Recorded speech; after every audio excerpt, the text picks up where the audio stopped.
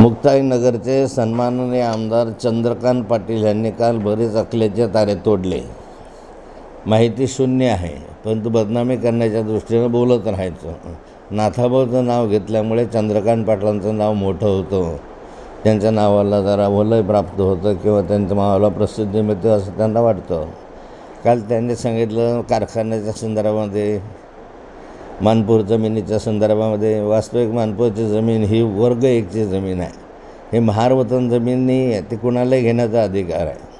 आणि त्या जमिनी ज्या घेतलेल्या आहेत त्या प्रत्यक्ष पैसे देऊन रिडिरेक्टरच्या मदतीनं त्या ठिकाणी त्या घेणं देणं करून केलेले आहे. त्यामुळे या ठिकाणी अट्रॅक्टिव्हिटीचा काय संबंध येतो? महारवतनचा संबंधच नाही त्या ठिकाणी. परंतु जबरदस्ती त्या ठिकाणी आपला प्रभाव लावून या ठिकाणी अशा स्वरूपाचा FIR दाखल करण्यात त्यांनी भाग पाडलेलं दिसत आहे.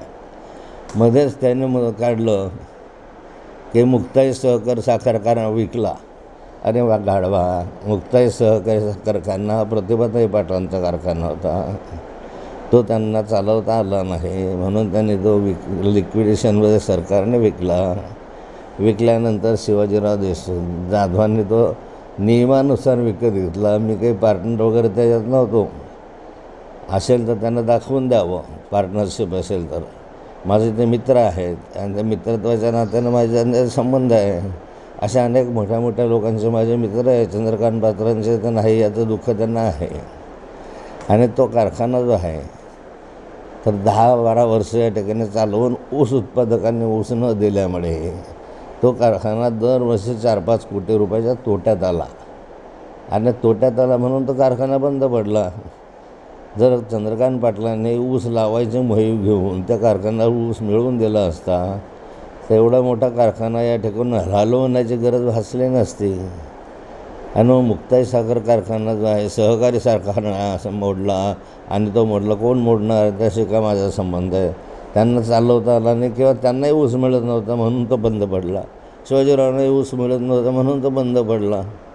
आणि त्याच्या खापर माझ्या डोक्यावर पाडण्याचा प्रयत्न आहे. या ठिकाणी चंद्रकांत पाटलांना मी सांगू इच्छितो की नाथाभाऊनं काही 1600 बेरोजगारांना नुकसान केलं असं वगैरे नाही.